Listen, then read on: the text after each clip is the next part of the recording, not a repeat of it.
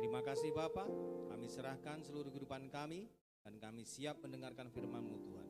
Terpujilah nama-Mu Yesus, haleluya, amin.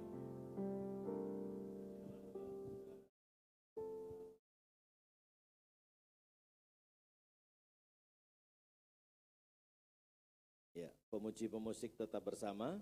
Kita akan naikkan pujian ketika tangan Tuhan merekayasa.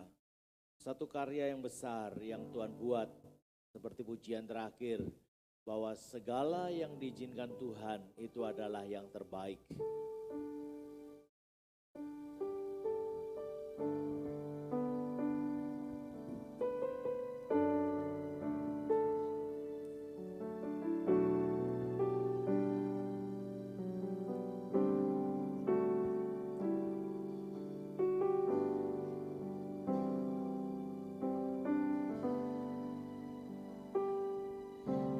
Ketika tangan kuasa merekayasa,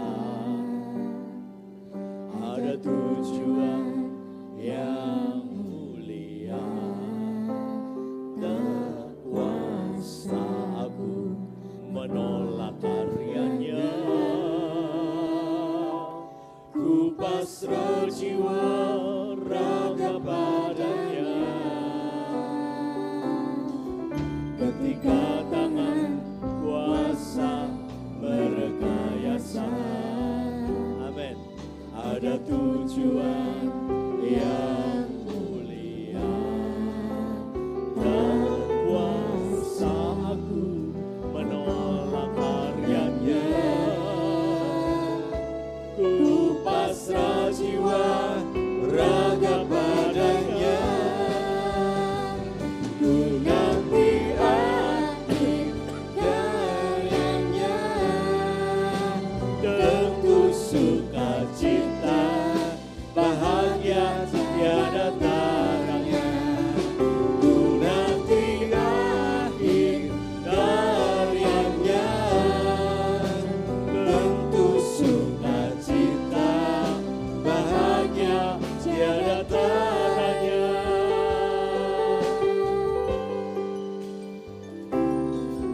Ketika tangan kuasa merekayasa, ada tujuan yang mulia. Tak kuasa aku menolak karyanya, ku pasrah jiwa raga padanya. Ku nanti akhir karyanya, tentu sukacita, bahagia tiada taranya. Ku nanti akhir karyanya, tentu sukacita, bahagia tiada taranya. Ku nanti akhir karyanya, tentu sukacita, bahagia tiada taranya. Ku nanti akhir karyanya, tentu sukacita, bahagia tiada taranya. Tentu sukacita, bahagia tiada taranya. Tentu sukacita, bahagia tiada taranya. Haleluya, haleluya, puji Tuhan. Terima kasih, silakan duduk. Saudara yang saya kasihi, karya Tuhan sangat dahsyat dan luar biasa. Amin. Allah tidak pernah merancangkan kecelakaan itu benar. Sekalipun sesaat kita mengalami kesulitan, sesaat kita mengalami hal-hal yang tidak bisa terpahami oleh akal pikiran kita. Namun satu perkara yang harus kita pegang teguh, bahwa Allah tidak pernah lalai, Allah tidak pernah salah untuk mengambil sebuah keputusan apapun bentuknya. Oleh sebab itu saudara patutlah kita bersyukur kepadanya atas kasih sayang yang Tuhan nyatakan dalam kehidupan setiap pribadi. Haleluya. Puji nama Tuhan. Saudara, kita kembali melihat Injil Lukas pasalnya yang ke-24. Ayat yang ke-38 saya akan baca untuk saudara. Akan tetapi ia berkata kepada mereka, mengapa kamu terkejut dan apa sebabnya timbul keraguan-raguan di dalam hati kamu? Sekali lagi, mengapa kamu terkejut dan apa sebabnya timbul keraguan-raguan di dalam hati kamu? Saudara yang saya kasihi, inilah hal-hal yang seringkali tidak pernah kita duga. Kita seringkali dibuat menjadi terkejut. Tidak ubahnya juga para murid. Kalau saudara melihat daripada kisah sebelumnya, maka di sana Tuhan menampakkan diri kepada 11 murid dan ditambah kedua orang yang berjalan menuju ke Emmaus. Siapa namanya? Kleopas. Nah saudara yang saya kasih dalam Tuhan, Kleopas sendiri sudah menyaksikan hadir bersama-sama, berjalan bersama-sama dan tidak main-main. 11 kilo mereka berjalan bersama dengan Tuhan Yesus. Bahkan dalam perjalanan itu pun Tuhan Yesus menyatakan kebenaran firman. Dialog, komunikasi terjadi secara luar biasa. Tetapi sekali lagi saudara, ada hal yang sangat unik yang perlu kita renungkan. Ketika Tuhan tiba-tiba makjegagi ada di tengah-tengah kehidupan mereka, kok masih terkejut? Padahal mereka sudah bersama-sama menyaksikan kehadiran Tuhan, penampakan Tuhan sekalipun dalam kemuliaan. Tetapi saya percaya Tuhan tidak pernah membuat umatnya itu ketakutan. Tetapi ketika mereka terkejut, apa yang terjadi? Mereka menganggap yang hadir itu adalah hantu. Inilah sesuatu yang perlu kita renungkan dan kita bersama evaluasi. Ada banyak hal yang terjadi dalam kehidupan kita, seringkali kita menempatkan bukan karya Allah. Tetapi kita menempatkan karya si jahat atau hantu. Ya, kenapa ini harus terjadi? Mengapa itu harus terjadi? Nah saudara yang saya kasih dalam Tuhan, seberat apapun, sesakit seperti apapun yang Tuhan izinkan, Allah tidak pernah meninggalkan kekasih hatinya. Allah tidak pernah meninggalkan milik kepunyaannya. Ia selalu menyertai dan memberikan arti dalam kehadirannya. Maka dari itu saudara, ketika dikatakan mengapa kamu terkejut, maka saudara ini menjadi satu perenungan. Apakah setiap peristiwa yang Tuhan izinkan ada membuat saudara terkejut? Malahan dalam rema tadi pagi saya sudah sampaikan, pastikan saudara akan banyak mendapat kejutan-kejutan pada tahun ini. Apapun bentuknya, kita harus siap.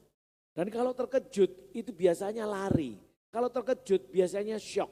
Kalau terkejut bahkan ada yang pingsan atau terkapar. Nah saudara, saya mau ingatkan, akan banyak hal yang terjadi yang membuat saudara terkejut dalam tahun ini. Bentuknya apapun itu. Baik hal yang menyenangkan ataupun hal yang tidak menyenangkan akan terjadi dalam kehidupan kita. Dalam kehidupan bermasyarakat, dalam kehidupan berbangsa dan bernegara sekalipun akan ada banyak kejutan-kejutan. Oleh sebab itu saudara, mari kita belajar bersyukur sehingga saudara dan saya tidak mudah terkejut, tetapi kita bisa melewati proses kehidupan ini dengan ucapan syukur, dengan penuh sukacita. Saudara yang saya kasih dalam Tuhan, inilah yang diingatkan oleh Tuhan ketika mereka sungguh-sungguh terkejut. Ada catatan yang lebih memprihatinkan. Apa sebabnya timbul keraguan-raguan di dalam hati kamu. Orang terkejut, syok, orang terkejut, terperana, orang terkejut, kaget-kagetan, ragu-ragu, ini benar Tuhan atau hantu? Apakah kurang karya Allah dalam hidup saudara dan saya? Berpuluh tahun kita percaya kepada Kristus, karyanya dahsyat dan luar biasa. Apakah kurang tanda-tanda tersebut? Saudara yang saya kasih dalam Tuhan, mereka terkejut dan takut, bahkan menyangka bahwa mereka melihat hantu. Saudara yang saya kasihi dalam Tuhan, di sini Tuhan dengan rendah hati mengungkapkan, lihatlah tanganku dan kakiku, aku sendirilah ini, rabalah aku daging dan tulangnya, ada dalam dirinya, karena hantu tidak ada daging dan tulang. Bahkan Tuhan Yesus bukan hanya sekedar berbicara, mengizinkan orang untuk menjamah, memegangnya, membuktikan bahwa ia adalah Yesus yang hidup. Yang kedua, saudara, demonstrasi yang lebih lagi, saudara, dikatakan di ayat 41 dimulai. Dan ketika mereka belum percaya karena girangnya dan masih heran, terperana, melongo, ya kan, benar-benar terkaget-kagetkan gitu. Maka dikatakan, berkatalah Tuhan Yesus kepada mereka, adakah padamu makanan di sini? Adakah pada kamu makanan di sini? Dan lalu semua murid itu dikatakan mereka memberikan kepadanya sepotong ikan goreng. Apa yang dilakukan oleh Tuhan? Ia mengambilnya dan memakannya di depan mata mereka. Ini hantu atau Tuhan? Kalau hantu gak akan kenal ikan goreng. Amin. Ini banyak nih leluhur nih. Taruh kepada orang yang telah meninggal. Ada itu kepala babi. Ada itu apel. Ada itu macam-macam buah-buahan, masakan, babi kecap, cukyok dan sebagainya. Apakah dimakan? Tidak. Apakah habis? Tidak. Ya. Tetapi coba perhatikan. Yesus yang mati dan hari yang ketiga bangkit. Bukanlah Yesus yang seperti hantu. Tetapi ia bisa makan dan menikmati. Apakah kurang yakin demonstrasi yang Allah Tuhan Yesus berikan ini? Kalau ditarik tadi dalam pengertian, apakah karya Tuhan dalam hidup saudara ini tidak membuat saudara terperana dan membuat saudara tidak kagum akan hadirnya dalam hidup saudara? Yesus selalu melakukan perkara yang dahsyat dan yang luar biasa dalam kehidupan kita. Karenanya saudara jangan pernah menyerah dalam keadaan apapun. Mari kita naikkan syukur kepadanya. Sebab Allah turut bekerja dalam segala sesuatu untuk mendatangkan kebaikan bagi setiap saudara dan saya yang mengasihi, yang mencintainya. Bahkan yang terpanggil secara khusus, ia selalu menyatakan kasih dan kemuliaannya. Amin. Maka dari itu saudara yang saya kasihi, ini loh yang perlu kita renungkan. Jangan ada keraguan di perjalanan hidup kita, pengiringan kita kepada Kristus Yesus. Saudara yang saya kasih dalam Tuhan, maka Tuhan mengungkapkan begini, supaya apa yang telah difirmankan itu benar-benar dimengerti, maka Tuhan sendiri yang memberikan pengertian dan Tuhan yang membukakan tabir. Seperti dua murid Tuhan yang berjalan ke Emmaus, ada yang menutupi mata mereka sehingga mereka tidak mengenal siapa yang sedang berjalan dengannya. Mereka tidak mengenal siapa yang berbicara kepadanya karena ada yang menutupi duka cita, yang menutupi kesedihan. Oleh sebab itu saudara yang saya kasihi, ayat 44 dan 45 dikatakan sebagai berikut. Ia berkata kepada mereka, inilah perkataanku yang telah kukatakan kepadamu ketika aku masih bersama-sama dengan kamu. Apa itu? Tentunya adalah pelajaran, pengajaran yang ia berikan. Yakni bahwa harus digenapi, sekali lagi harus digenapi apa saja. Semua dikatakan yang ada tertulis tentang aku dalam kitab Taurat, Musa dan kitab nabi-nabi dan kitab Mazmur. Semua yang telah dinubuatkan tentang Yesus Kristus harus terjadi, harus digenapi. Tetapi sekali lagi keraguan itu datang karena mereka belum disingkapkan, belum dibukakan. Dan hari itu saudara terjadi sesuatu yang luar biasa. Lalu ia membuka pikiran mereka sehingga mereka mengerti kitab suci. Kalau bahasa lainnya dalam kitab Keluaran, carilah pemimpin yang cakap. Tuhan mau saudara dibukakan rahasianya karena pikiran kita tidak lagi tumpul. Intelektual kita benar-benar disingkapkan, diberkati oleh Tuhan. Sehingga saudara mampu mengerti isi kitab suci. Kalau saudara tidak punya kemampuan untuk berpikir dengan benar, dengan cerdas, maka kitab suci ini dibaca berulang kali pun tidak akan pernah ngerti. Tapi memang bersyukur ketika hikmat Allah datang. Karena di dalam hikmat itulah adanya pengetahuan. Di dalam hikmat itulah adanya kepandaian, kepintaran, dan segala sesuatu yang luar biasa ada di dalam kata hikmat.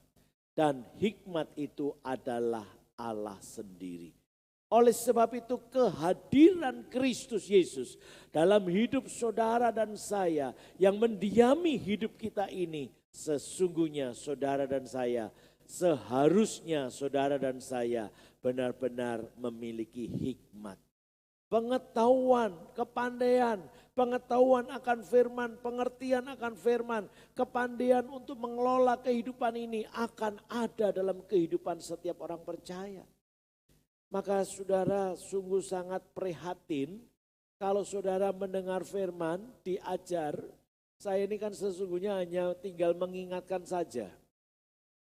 Tugas saya kan mengutip kembali firman, mengingatkan. Karena sang firman ada dalam hidup saudara. Halo? Halo? Sang firman itu ada dalam hidup saudara.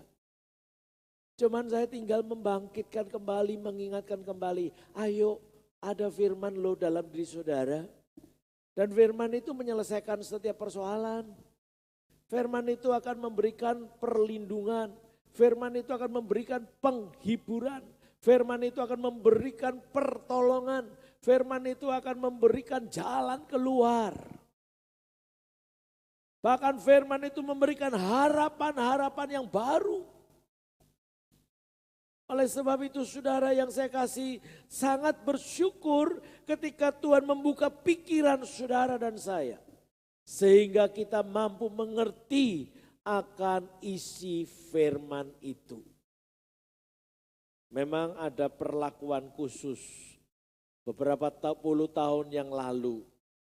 Dalam satu keluarga saya semua diberkati oleh Tuhan dengan berbagai karunia. Dan ketika saya mulai masuk proses pengembalaan atau proses pelayanan, saya sempat berkata kepada Tuhan begini, Tuhan, kalau Engkau memanggil aku menjadi pelayanmu, menjadi hamba Tuhan, kata lain menjadi pendeta, Tuhan berikan dong hikmat, berikan pengetahuan akan firman, nanti yang aku sampaikan berdasarkan apa? Adik kandung saya di bawah saya persis termasuk orang yang dikaruniai karena dapat karunia pengertian akan firman. Jadi begitu membaca firman atau Alkitab langsung bisa mengerti maksud isi firman pada puluhan tahun yang lalu. Nah saudara yang saya kasih dalam Tuhan, saat itu saya juga berkata seperti tadi. Ya, apakah hambamu tidak bisa Tuhan untuk mengerti firman, dan nanti kalau melayani menjelaskannya bagaimana? Kata Tuhan apa? Kenapa kamu gak minta? Loh, kalau boleh minta, ya aku minta Tuhan. Hamba minta, berikan pengertian akan firman. Dan puji Tuhan,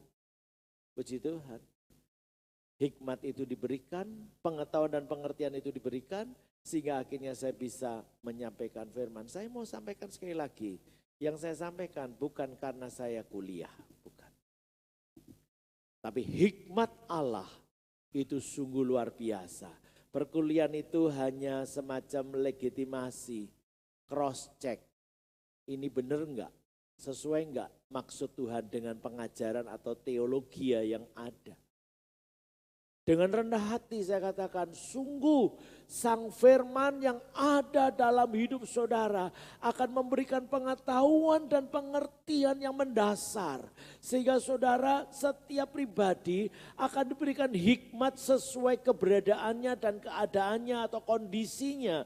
Sehingga saudara tidak bisa saling menuntut, tapi yang ada adalah saling melengkapi. Tidak saling menggugat, tidak saling menuntut seseorang. Tapi setiap kita justru saling melengkapi. Karena setiap orang punya bagiannya sendiri-sendiri. Kalau buat ilustrasi anggota tubuh, ada orang yang berperan sebagai tangan. Ada orang yang berperan sebagai kaki. Ada orang yang berperan sebagai kepala. Tapi jangan lupa, kalau dibilang tangan, masih ada sub-sub bagiannya. Ada yang berperan sebagai jempol. Harus bisa memberikan ucapan baik adalah dengan begini. Gak ada orang baik, wah kamu hebat loh. Gak ada yang begini, betul? Oh kamu hebat, kamu ciamik, pasti begini. Perannya beda. Sekalipun tangan ternyata masih ada subnya. Sekalipun kepala ternyata ada bagiannya. Ada yang berperan sebagai telinga. Ada yang berperan sebagai hidung. Ada yang berperan sebagai mata. Coba kalau kepala isinya mata semua. Wedi kabeh. Lari pasti. Ya. Nah karenanya saudara yang saya kasih dalam Tuhan, ternyata bagian ini pun tertata dengan apik. Coba kalau mulut gak di sini tapi di sini, lari pasti saudara. Iya. Oleh sebab itu mari kita bersyukur kepada Tuhan. Karena telinga ditaruh di sebelah kiri dan kanan dari bagian kepala ini. Tidak di depan, kelebon angin terus sama binatang. Ya, medeni saudara ya. Mesti malah tambah budek karena enggak dengar ya, kelebon angin terus ya. Maka ditaruhnya di samping, ada maksud Tuhan. Oleh sebab itu kalau kita benar-benar hidup dengan sang firman, tidak pernah ada tuntutan. Tapi yang ada adalah saling melengkapi seorang akan yang lain. Ini rahasia kenapa saudara dibukakan pikirannya. Sehingga dengan demikian saudara kita makin hari makin mengerti. Bahkan semakin hari dengan proses kehidupan ini semakin dewasa dalam pengenalan akan Kristus Tuhan.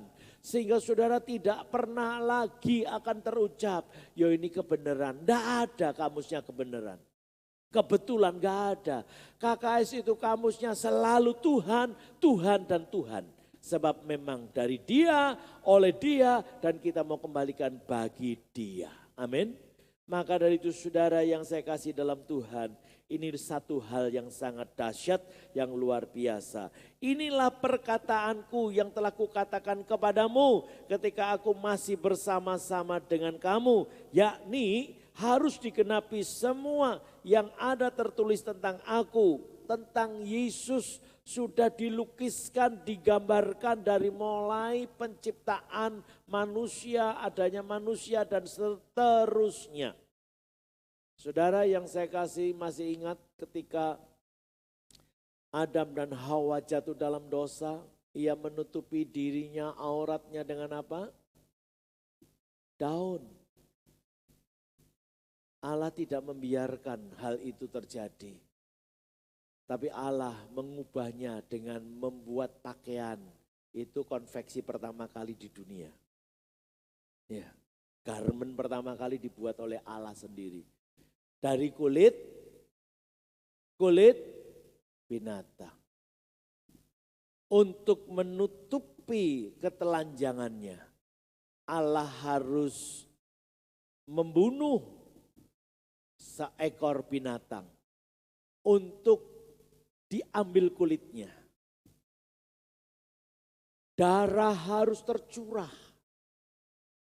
Maka jangan heran berita kematian Kristus itu sudah tertulis, ilustrasinya sudah digenapi utuh dan sempurna. Harus ada korban, harus ada darah yang tercurah. Sebab dengan cara itulah maka ketelanjangan itu ditutupinya, dosa itu dihapuskannya.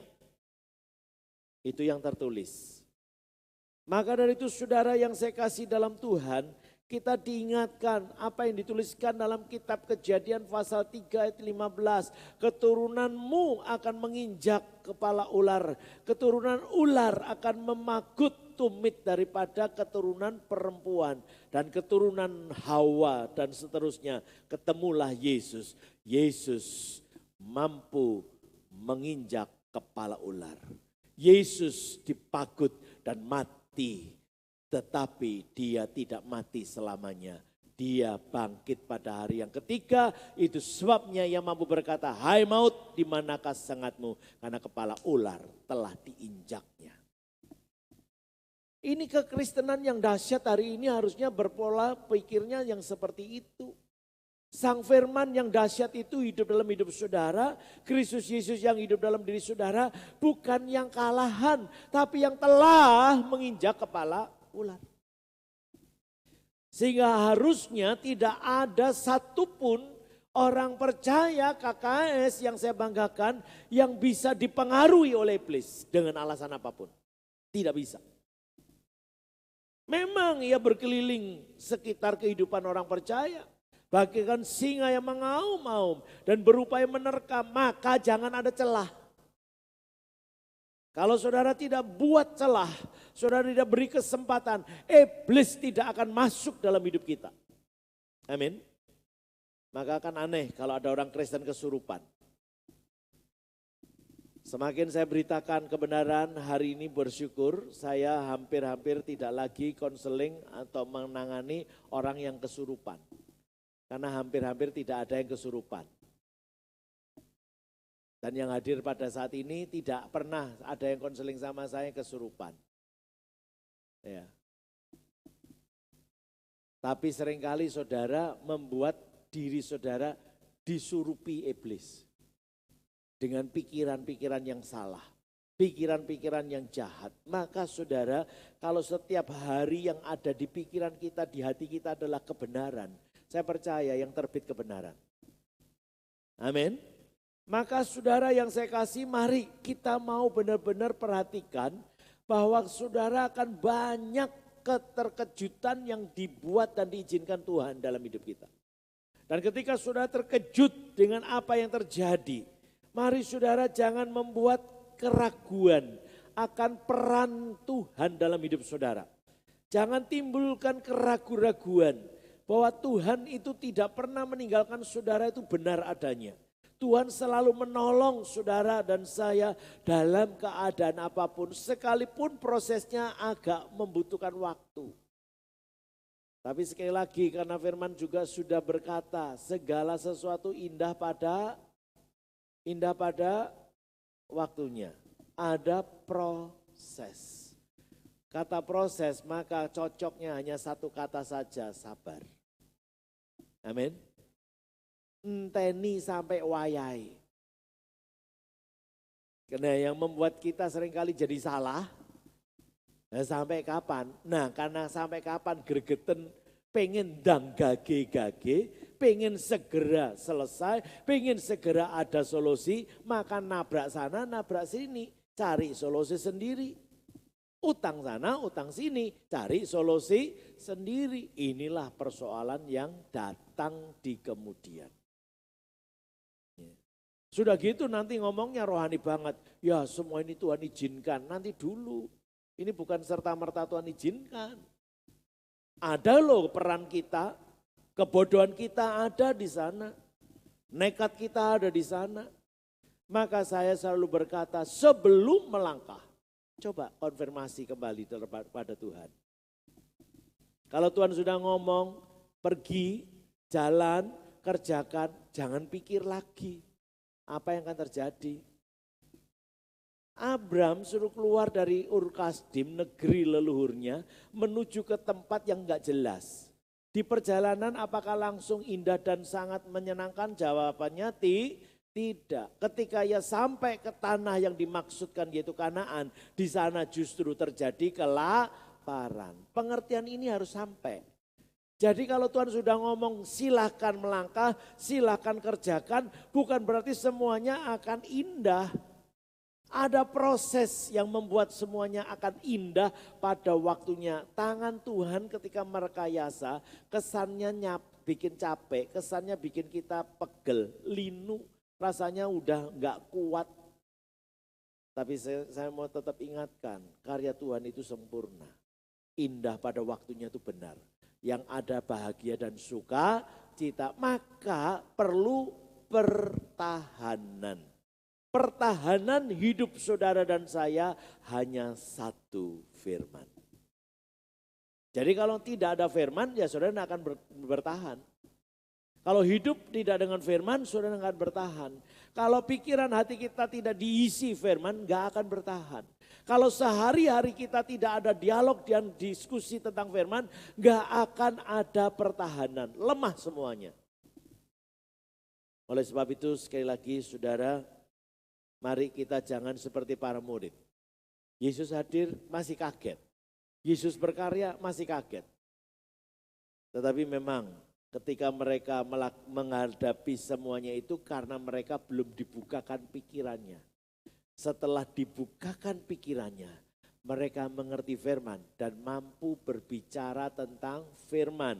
Bahkan membawa semua bangsa menjadi murid Tuhan. Mereka mampu menyampaikan pesan. Contoh, Petrus sebelum dibukakan pikirannya, dia menyangkal Tuhan. Tapi ketika ia dibukakan pikirannya, ketika ada kehadiran roh Allah dalam dirinya, firman itu diam dalam dirinya, maka ia mampu dengan lantang di depan ribuan orang. Dan yang menarik, ribuan orang bertobat. Halo? Saudara kalau sudah lantang menyampaikan kebenaran, ada enggak pertobatan akibat yang saudara sampaikan? Itu sebabnya sekali lagi saudara, ini menjadi PR serius. Supaya saudara dan saya mampu memaknai arti daripada kebangkitan Kristus dalam perjalanan hidup kita masing-masing. Tidak lama dari sekarang kita akan memperingati kenaikan Tuhan ke surga. Maka dari itu saudara, hari-hari ini kalau dalam perjalanan Yesus pada lebih 2000 tahun yang lalu, ia sedang menguatkan, meneguhkan kembali para murid. Jangan ada keraguan. Pagi hari ini pun jangan ada keraguan. Sekali Yesus, tetap Yesus. Amin. Tuhan Yesus memberkati. Mari kita berdoa. Bapa di surga, terima kasih untuk kesempatan yang baik dan yang indah. Kami boleh merenungkan kembali akan firman-Mu yang telah Engkau nyatakan bagi setiap kami. Ampuni kalau kami seringkali terkejut bahkan ragu-ragu akan kehadiran Tuhan. Kami ragu-ragu akan peranan Tuhan. Bahkan kami seringkali mengatakan ini kebetulan. Ini karena kerja keras kami. Ampuni Bapa. Biarlah saat ini kami boleh mengubah pola hidup kami yang salah dan kami boleh terus menjadi pribadi yang berkenan di hadapan Bapa. Terpujilah nama-Mu ya Tuhan. Engkau melihat setiap pergumulan umat-Mu. Engkau melihat jeritan hati mereka. Engkau melihat segala beban dan pergumulan yang sedang terjadi dalam hidup mereka. Baik masalah rumah tangga atau perkawinan mereka. Baik di dalam kehidupan berbangsa dan bermasyarakat. Baik kehidupan dalam finansial, keuangan, usaha, pekerjaan. Tuhan, hanya Engkau-lah yang sanggup memberi jawaban. Oleh sebab itu kami serahkan Tuhan. Biar yang lemah benar-benar mendapatkan kekuatan yang baru. Yang sakit mendapatkan kesembuhan. Karena tangan Tuhan yang ajaib.